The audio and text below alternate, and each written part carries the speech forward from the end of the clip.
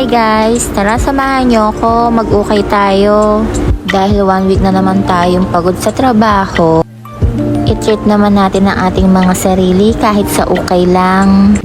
At dito nga lang pala yan sa may Taoyuan. 11 AM nga ang open ng mall kaya inintay muna namin magbukas.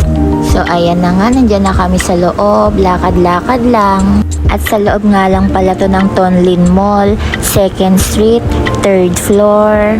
At ayan na nga, tingin-tingin na nga ako.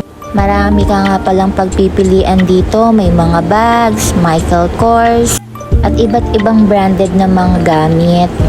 Tulad ng mga bags, accessories, wallet, at kung ano-ano pa. At kung mahilig ka nga sa mga signature bags, ayan nga, may mga Louis Vuitton dyan. And syempre, alam naman natin kung magkano yan. At ayan nga, may 27,500 NT. So kung sa Pinas ka, times mo lang yan sa 1.75. Ikaw na bahala mag-compute.